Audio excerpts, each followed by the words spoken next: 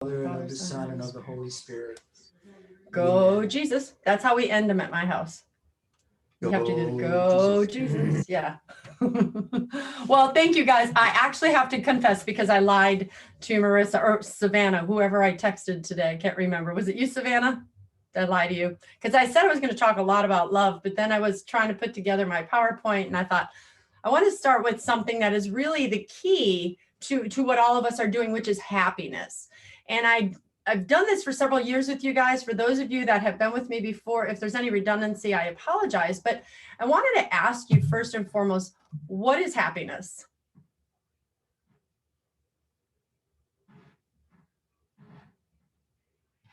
You can turn your mics on too, by the way, unless there's some really loud music in the background. Do you not want me to start you with a question? No, I think happiness is the feeling you get when there is a desired moment or enjoyable time. It's the feeling inside of you. Okay, so happiness is a feeling, more or less, of something.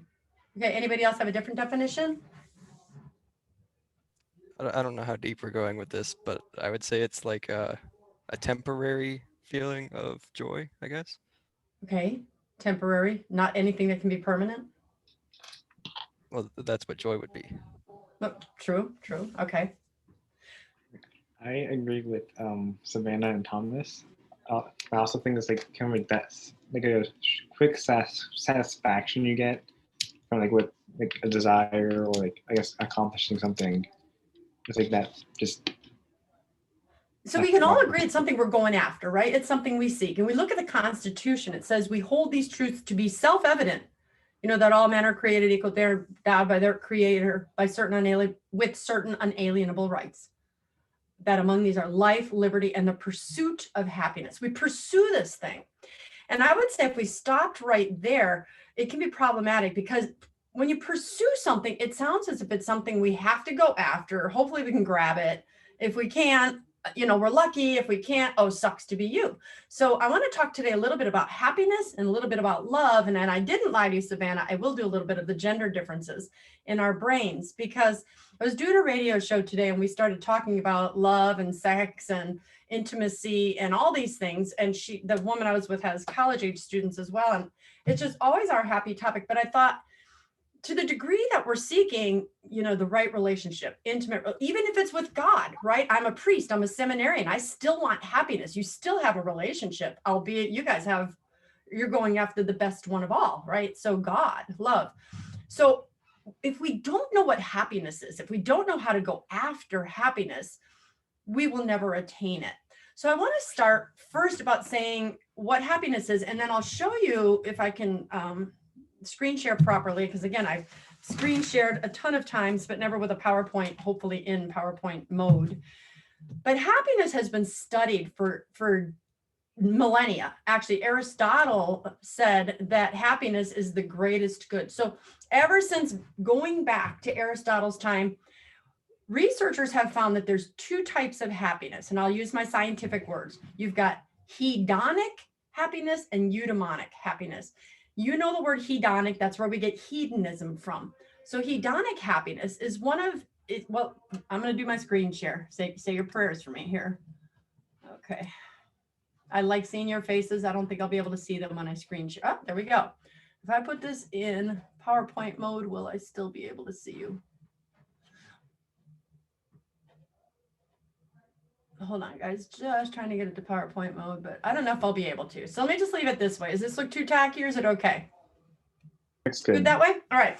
So if you look at the two types of happiness, hedonic versus eudaimonic, I want to go kind of left to right. So again, let's take our Catholic faith out of this and let's look at what researchers have found.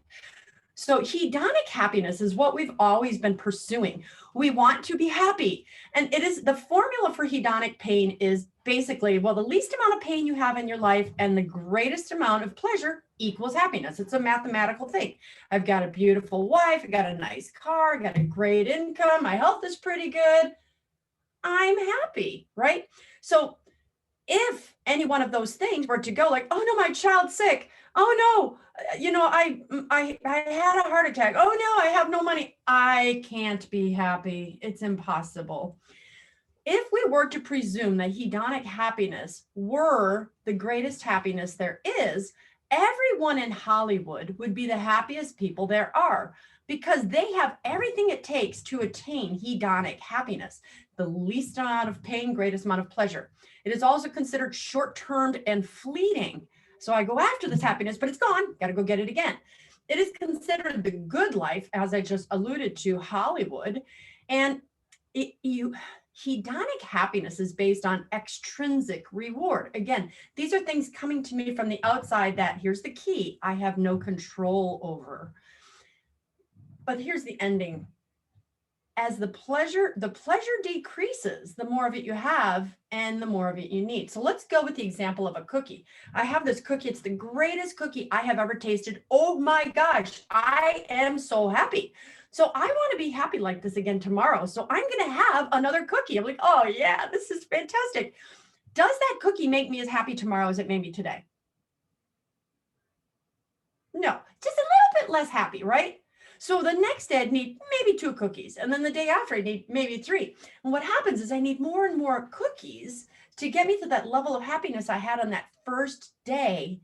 And then there comes this point where you go over the hill and you need more and more and more of it just to get happy in the first place. So we have these addictions. We focus on feeding our hedonic needs.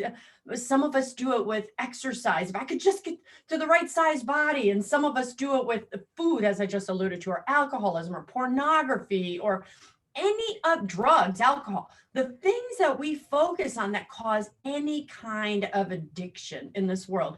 And dare I say, we also can experience hedonic relationships or happiness with our relationships. Oh, I'm dating the cutest guy on campus. My girl is hot, or, we've got money. We've been traveling places.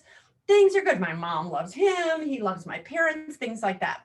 But when we're looking at what we receive from the relationship, not only is it hedonic, and eventually we're going to need more and more and more, it is also, in terms of our Catholic faith, it's idolatry. Now, that may not sound like, hold on, Dr. Bacon, what are you talking about? Let me give you a quick example with which, our Father James and our seminarian are really going to deal with a lot.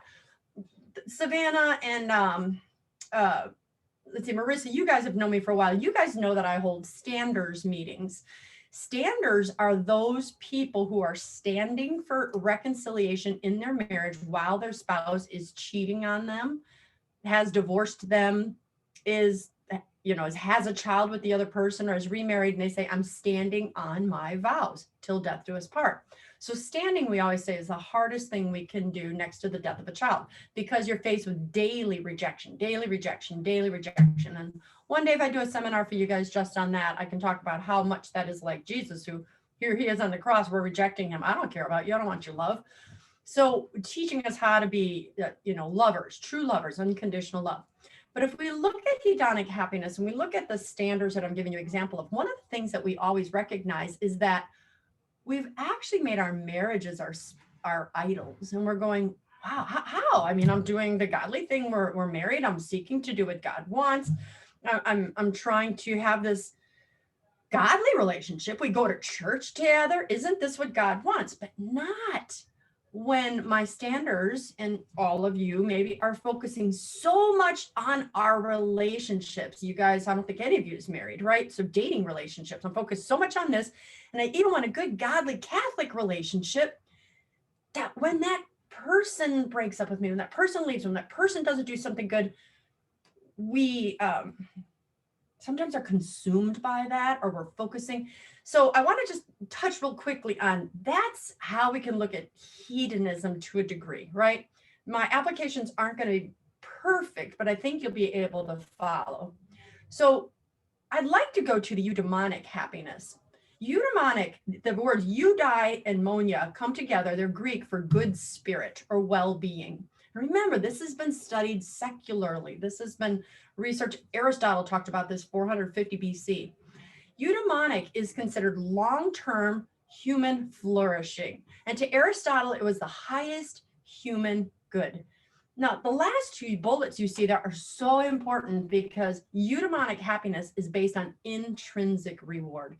And I've met some of you enough to know, you know, intrinsic happiness, or you have known it, because with eudaimonic happiness, as opposed to the hedonic, the more of it you have, and let me correct my English here, the more eudaimonic happiness you practice, the more your pleasure increases. So here's the difference. I am in control of the more of it I seek to give, the more I get back. It's everything Jesus told us. It's better to give than to receive. That when you selflessly give of yourself, you actually are happier.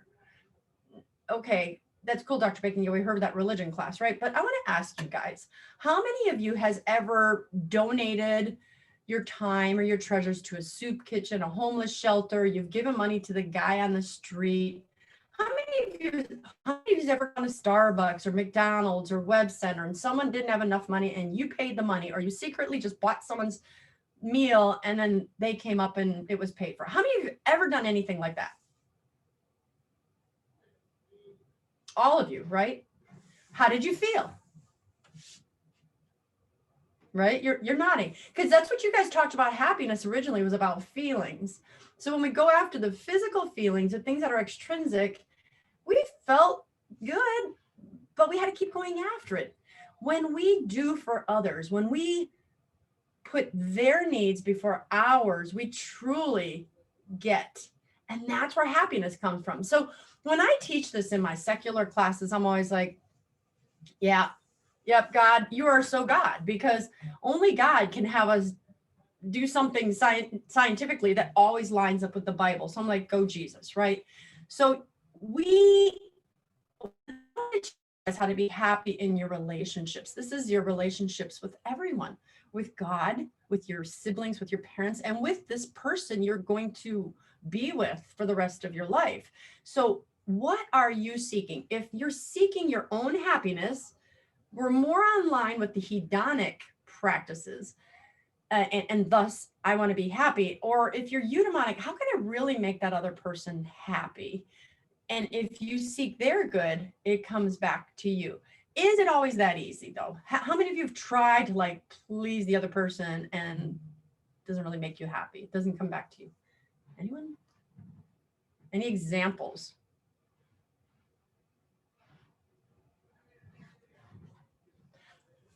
How about you're dating and I'm always there for him or her. I'm a girl, so I'm gonna say him, okay? I'm always there for him.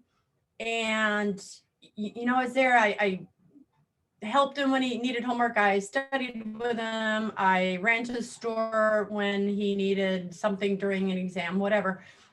And that was really nice and it made you feel good, but you weren't getting anything back. When you were struggling, when you were sick, that person wasn't there. How did you feel? So is it really eudaimonic happiness? Right. Why not? You're still seeking their greatest common good, right? Does it matter if you're getting back? So this is really problematic, because what I have found is I have to learn to give my love, right? My happiness to get, I need to give to others, whether they give back to me or not. And that is, well, I guess if I was a saint, that I always look at them and I say, God, help me be like the saints, because no matter how much people would beat up on them, they'd still end up looking happy. But okay, I'm a little digressing here. So I want to take this happiness and I want to start applying it to how we, happiness in our relationships. So we can come back to this. Okay, so let me look at this one here. This is one, come on, can it pop up? Okay, there we go. So this is one that now we're starting to focus a little bit more on happiness based on gender. So how many of you has ever heard the phrase happy wife, happy life? And by the way, I just brought this in today and so it off-centered, so forgive me. So we heard that, right? Marissa, I heard it my whole life. I was annoyed by it. I thought that makes us women sound like a bunch of prima donnas. Well, guess what? This is how God is so awesome, but we have to understand how he made us different. And yes, he did in fact make us different. Sorry, I'm deleting stuff popping up.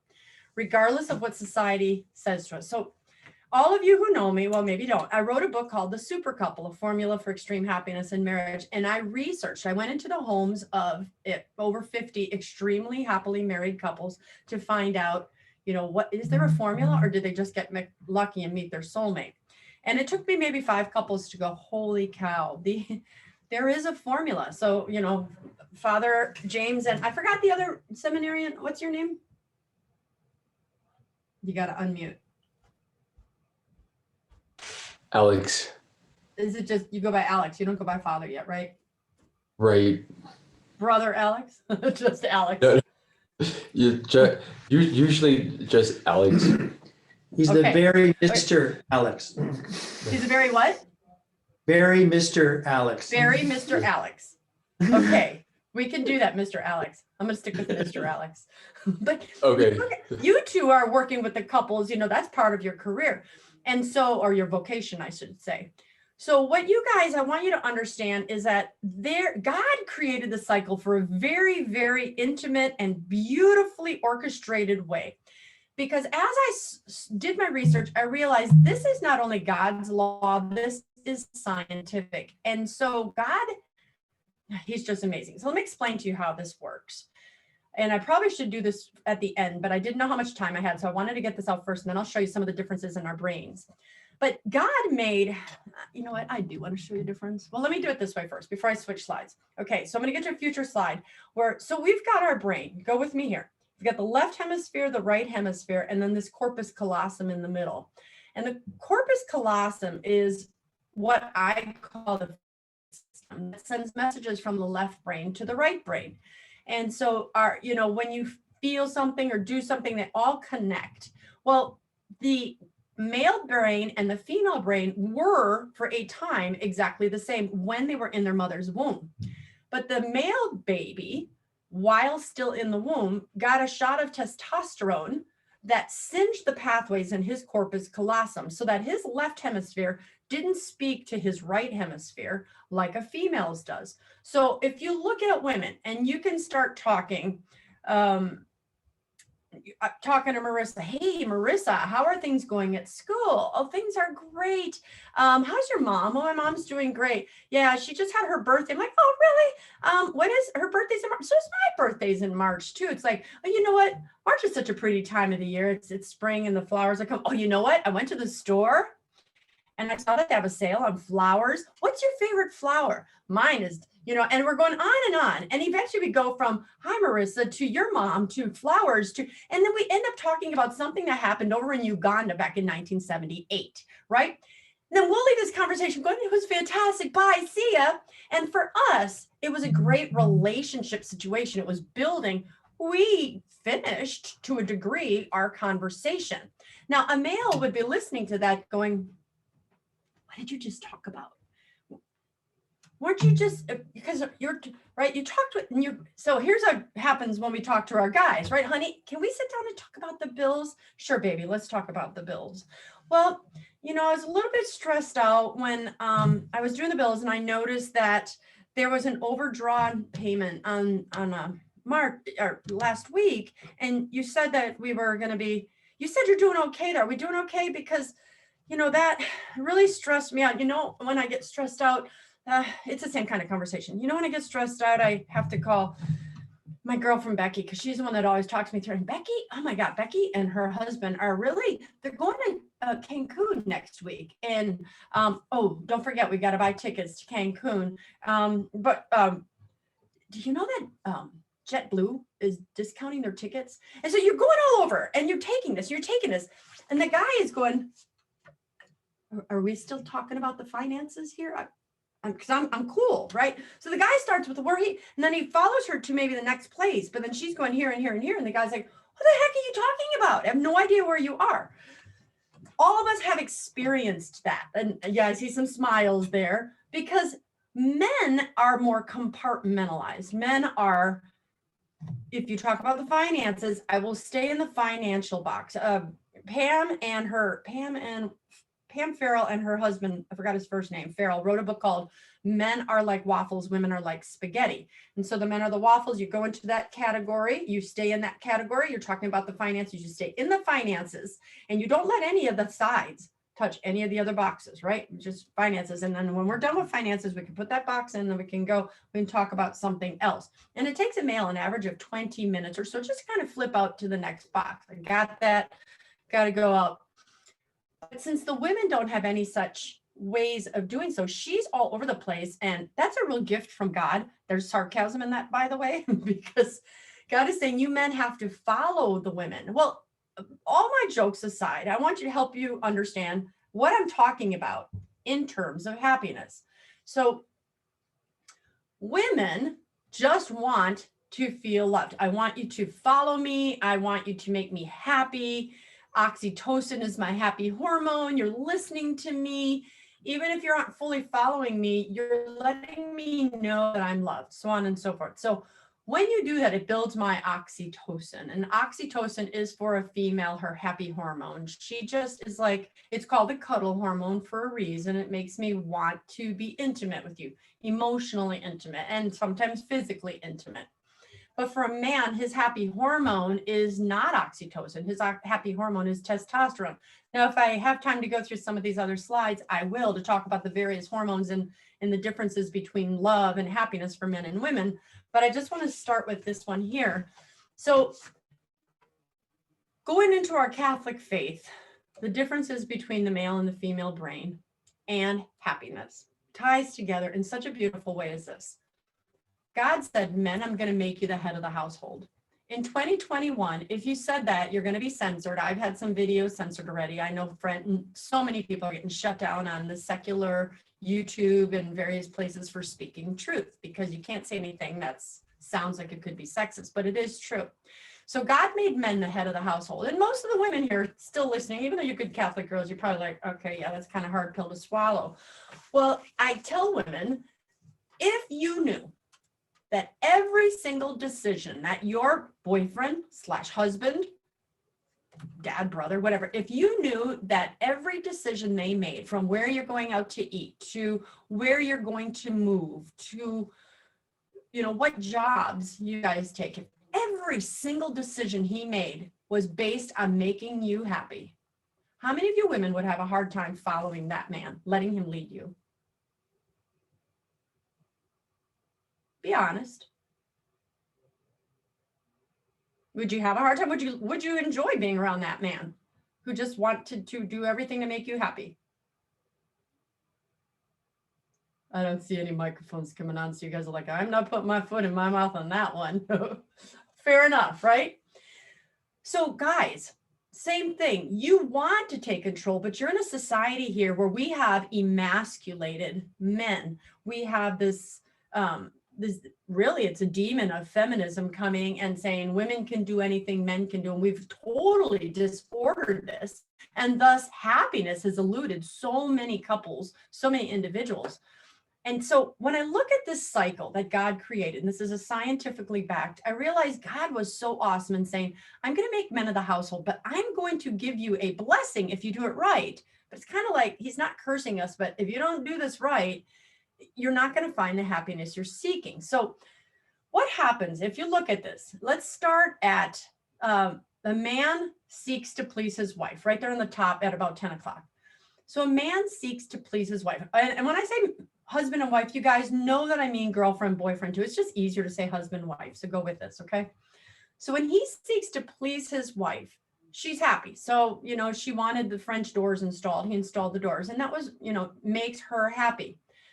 She shows him appreciation. Thank you, honey. That meant a lot to me. I really appreciate that you spent the time to do that for me.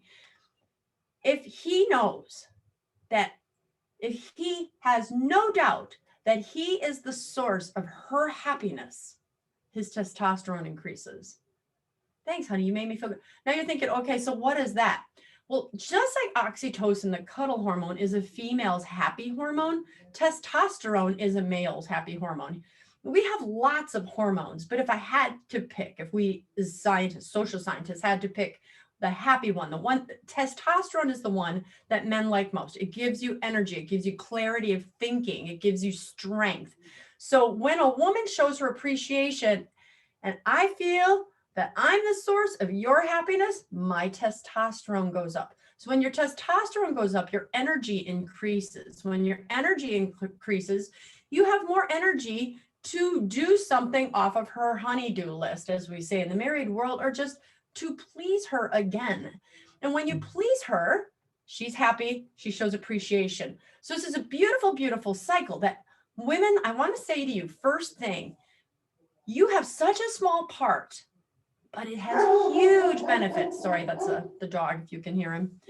Such huge benefits is that all you have to do, does he sound really loud? Because I have a fantastic microphone and I've moved it far away from me. And yeah, sorry.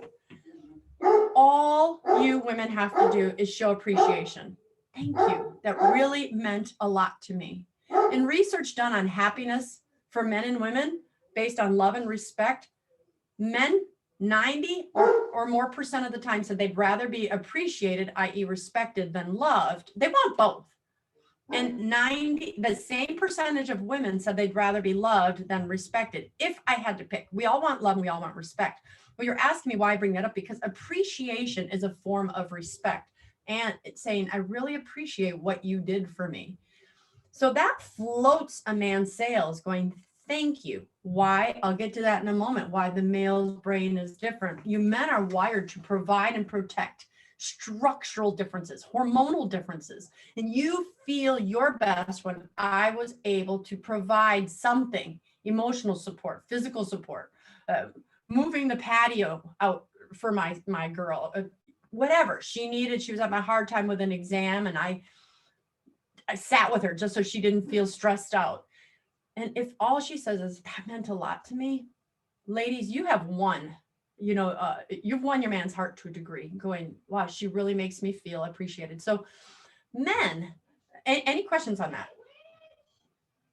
If you do have any questions, I never stop talking. My dad said I'm 56 years old and he's still waiting for that moment. So don't wait, just kind of hit me up whenever you have to. But for you men, why, I want to remind you, or not remind you, I'm going to tell you something that you may not know. This cycle, when going backwards, does not work for women.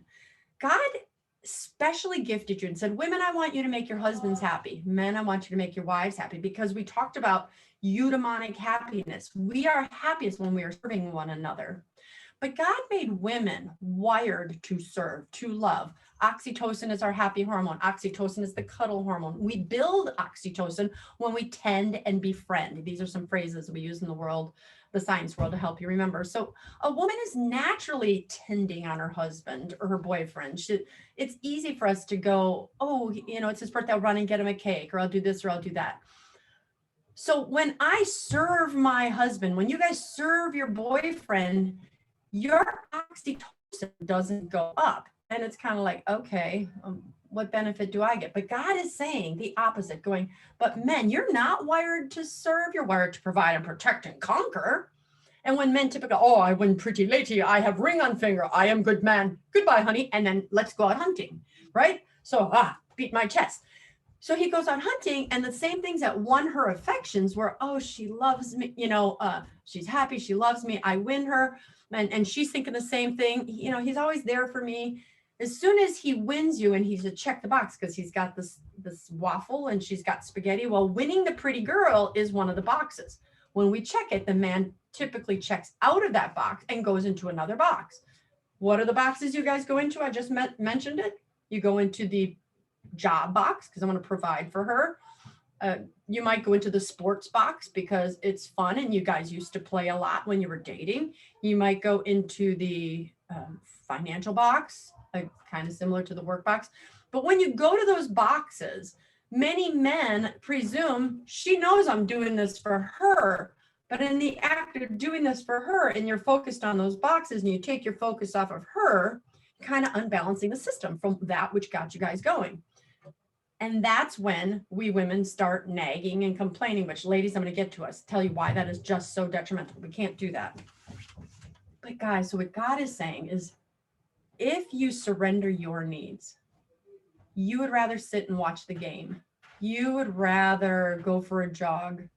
You would rather work hard, bring in $1 million to give to your pretty lady, right?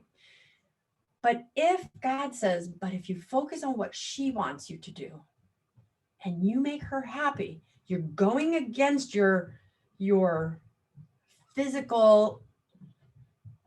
I don't want to say you're going against the way God made you, though in a sense, God is saying, I want to require you and to do what is difficult to do, but then I'll reward you. And he rewards you with the headship of the family, and he rewards you with the testosterone that he doesn't reward us with. Does that make sense? It's a physiological blessing that God gives you for serving one another. And to me, it blows my mind. I'm like, only God can do that. Because truly, happy wife, happy life. You seek to make the female in your life happy, it comes back to you. And she will more likely allow you to be the head of the family that you are, that you rightfully are. Questions, comments?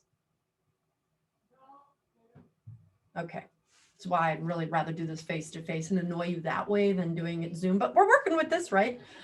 So ladies, one of the things I want to say about this is that showing appreciation, just saying thank you, is huger than you think. So many men have said, all my wife does is complain. All my girl does is complain. Men, I know you're strong, all of you. Father, Mr. Alex, all you, no matter what age you guys are, you're strong. But in another sense, men are so tender. Oh, I heard one speaker say, guys are hard and strong on the outside, but they're soft on the inside. And women are soft on the outside, but we're strong on the inside. Women can handle hearing a lot of the things that many men can't. And God made us the men's helpmate for a reason, saying, we must continue to help them build their confidence, build their, I don't want to say their self-esteem, but we are there to encourage them for a reason. So a man can do a lot on his own, but he can do so much more when he has a woman on his side saying, if anybody can do this, you can do this. I believe in you. Thank you. You know what? You put in those French doors. A guy might say, yeah, well, I messed that up. And you say, but you know what? It's a small error, or everything else you do, you've done fine. You're allowed to make a mistake. I'm sure, whatever it is, that little window of time into a man's heart, a little space that he says, I'm going to do something, and thanks for receiving me, encouraging me, does a lot to build him up. But that little tiny comment that we women tend to make, and I am the biggest offender in this. It took me many years of marriage to realize how hard I must have been to live with, and I still try to be better.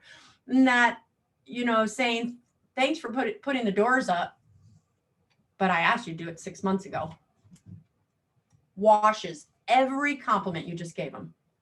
That little bit of, I just asked you, if you should have done it 6 months ago, then this whole cycle is moot. He doesn't feel appreciated. He doesn't get a testosterone. As a matter of fact, his testosterone will drop. How many of you have seen this cycle play out in a good or a bad way, going the opposite in your life with you, your parents, siblings, other people's relationships? Any of you? Is any of you going, oh my gosh, this makes sense? Yes. Is any of you going, oh yeah, whatever. I don't care, Dr. Bacon. Who cares? Anything. Okay, I like that thumbs up, Marissa. I got to learn how to do that. Okay. All right, so if I do get questions from you guys, please let me know. But I want to show you some of the basic differences in our brain, because I told Savannah that I was going to do love and sex. And I don't have love built in here, but when we're talking happy wife, happy life, when we're talking happiness, it always comes back to the truth about love. And again, I'll get to those slides, but just so important. I want to talk about love, because that is another thing in today's generation that is all messed up. Did you know, as I sit here in Wisconsin, if I open the windows and let you see the 18 feet of snow behind us here, it's pretty, but you can't do anything. Did you know that Eskimos have, I think it's 24 different words for snow? Did anybody know that? Like 24 different words. Why are you laughing, Thomas? Do you live in the north? Are you from the north? No, it's just, why would you need that many words? Right? Because you got the hard snow, you got the wet snow, you got the fluffy snow, you got all kinds of different snow. So it's really great. Like, look at God and love, right? In the Father, you could probably help me better. It's Greek or Hebrew, whatever, but I think it's Greek. You have 5 different terms for love. You have storge, you have filio, you have agape. Is that Greek, Father, or is that a different language? It is Greek. Yes. 4 words that I know in Greek. Yeah, C.S. Lewis wrote a book, The Four Loves, on that. It's Greek. It's Greek, right? Yeah. And all of those loves are different meaning. For instance, filio, as you all know, is more of a brotherly love. You have storge, which is more of a practical love. You have agape, which is what Christ calls us to love one another with an absolutely unconditional love. Eros, where we get erotic from, that's the romantic love. So if we were to do love justice, the English language would have more than one word. But it's so inappropriate that I love peanut butter and chocolate ice cream and I love my husband. It's so very hard to differentiate. So when I was writing my book about the super couple, I went and I interviewed couples to find out, if there's a formula, as I said earlier. And so some of the things that they talked about were honor and esteem and respect. I just looked at the clock. I'll keep it short. And as I went to write my book, I looked into the dictionaries. I sat in Regent University's library and I pulled out all these books and had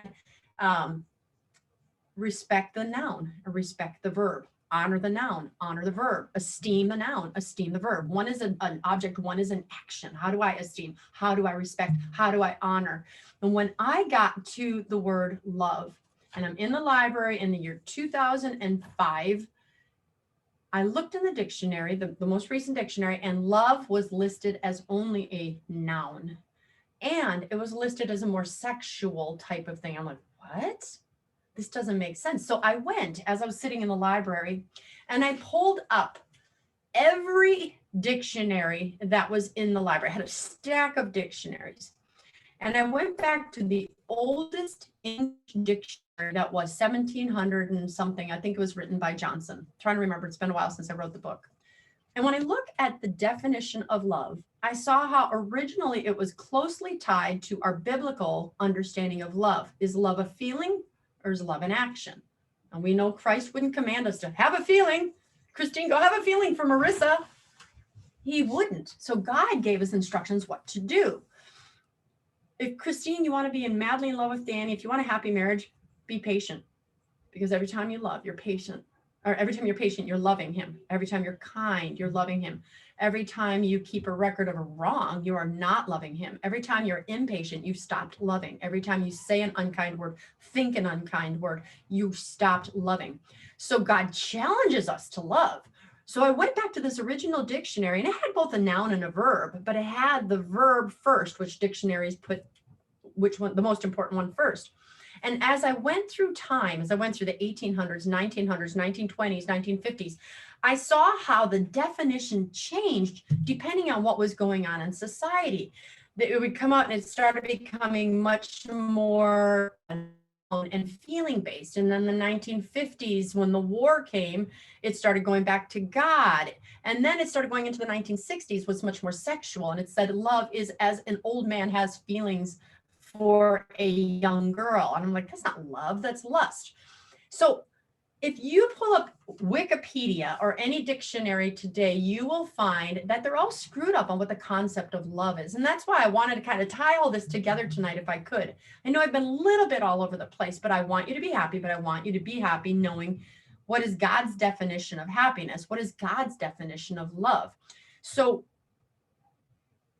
if you go after loving a man and a man goes after loving a woman, we know these things in common. We must be selfless. We must seek the pleasure of the other person, the goodness of the other person. If I seek to do what is good for my husband, I will be given love back. If he seeks the same for me, I will feel loved, but then that will bring happiness. But as I couldn't remember who said it earlier, was it Savannah or Marissa? The one of you that said, what'd you say? See, I'm having a blonde moment. We're disappeared. Oh, it comes back to me. No. Whatever you said was good, and I just forgot. It escaped my brain. But we're looking at pleasure, that joy. That's what it was. One of you brought up joy. Was that you, Savannah? Can't remember. Oh, Yeah. it was you, Thomas. Savannah. I don't Close. remember. Okay, it was Thomas. We're going to give him credit because he said it was him. But joy is really, I think Father could do a better homily on talking the differences between joy and happiness. But when I did this research, this is what I came down to. Hedonic happiness is physical, it is self-centered. Eudaimonic happiness is more like joy because it's more about the other. One is more loving, one is more sensual. And God gave us all of this as a package. He gave us sensual as well. God is a feeling. God gave us, these nerve endings so we could feel, but he also wants us to pull this back together. I love teaching the classes that I teach because I'm like, okay, if I had a couple more hours, I'd go more into the male and female, but I'm looking at the clock here, so now I'm feeling challenged. He made our brains different. He made our hormones different. Do I have a couple minutes to do a couple hormones, Marissa, or should I just, okay. So God said, in order to challenge each of you to love one another, if it was so easy, everybody was doing it, everybody would do it. But men, to know a little bit more about women, you have to seek to please them in what makes them happy. Women, same thing. So just a real quick differences. The hypothalamus is the brain's sex. I'm not doing the whole brain. I'm doing the part that appeals to this conversation. In the hypothalamus, it's the brain's sex center, which is highly sensitive to testosterone, which you guys just learned testosterone's more of a happy hormone, even though women have testosterone as well. The man's hypothalamus is 6 times larger than the female's hypothalamus. So you probably heard people say, oh, men are pigs, all men want is sex. Well, let's put all those jokes aside because I used to be a young, stupid teenager saying silly stuff like that. But when I think the God of the universe created this system where the male desires sex, is that a bad thing? It's not a bad thing. But see, everyone's like, oh, I don't say anything, right? Because we're so screwed up on what sex is. So it's proportionate to the higher sex drive in men, which when we get down to it a little bit later, if I have a moment, when God wired men to pursue women, it's so that they could procreate. They could, get the sex act, of course, but we're going to have more children. And I'm going to do that by loving her. I'm going to show her if we keep love and sex together, we can have them separately, but we shouldn't. So the male is pursuing because he desires sex. He desires that action more than the women do, not that women don't. But in women, I want to make sure to put this one out. Her hippocampus is bigger than the man's hippocampus. This is the part of our brain where we receive, process, and we store emotional memory. In my communication between the sexes class, I put the guys on one side and the girls on another, and I have them write questions that they want to know the opposite sex. Every single time men write the question, why are women so emotional? Why do they cry about everything? Why? And I'm like, oh, guys, let me tell you. So was God tricking you guys when he made them so emotional and you're not? No, it's kind of his way of going, well, remember the happy wife, happy life cycle I showed you there, that oxytocin, testosterone? I'm going to make her emotional and I'm going to make you work to earn her heart. Yes, you'll get that blessing. But this, my son, my beloved, is how I love you. I seek to meet your needs, and that makes you feel loved. So kind of being Christ-like is what can I do that's not easy for me, but it's all about you. God is so selfless. So the hippocampus in the women, it's all about memories. I'm not going to focus on, the other parts about it amplifies frightening and pleasant memories, but it's far larger in women. And here's the important part too. The hippocampus is far connected in women to our verbal and our emotional handling centers than it is to men.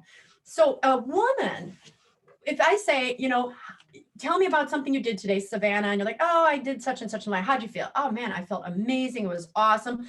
And then let's go to a different example. If you had a bad day, a woman can articulate, I felt frustrated, I felt disrespected, I felt hurt, I felt belittled, and she can come up with a slew of emotion words in a heartbeat because her brain and her emotion center, they're tied together. If you ask a guy how he felt about a certain situation, what's his favorite word? Let's go with a good situation. How'd you feel, guys? Good. Good. Another one, another famous one, fine. Yeah, it was okay. And many women get frustrated. It's like, well, tell me more. Let's share with me. Let's be intimate, right? Well, the guy's like, it was good, right? I asked my husband how he felt on our wedding day. He said, it was fine. How'd you feel when Jessica was born? It was fine. How'd you feel when you went deer hunting? Because there's some dead things on the walls here. Oh, I felt really fine, right? So he had really fine when he went hunting, but he felt fine at our wedding. So we have to understand that God didn't make men to articulate their emotions, but God, right down here, his amygdala, the emotion center, is far connected to their spinal cord. So if you have brothers, if you have, well, all of us, we see the difference between males and females. When a guy feels something, whether he feels happy or sad or angry, he's got to move his body. You know, in the Green Bay Packers game, he's like, come on, get up in that end zone, right? It's all the movement. You watch your little brothers. My granddaughter would hold the railing and walk down each stair. The boys would jump down the next stair. And then jumping from stair to stair. Well, this is part of what we're looking at here is I'm happy, I'm going to jump. I'm going to move my body. I'm angry. I'm going to punch my brother. So I think if we understand the differences, I'm not going to go to this one. Let's go. Sorry, I hid some slides, but since I'm not in PowerPoint mode, I already told you this part here. So yeah, so let me get out of this. I'll unscreen share. I think what I want to leave you guys with is to love one another requires the greatest selflessness. And when we are selfless, we will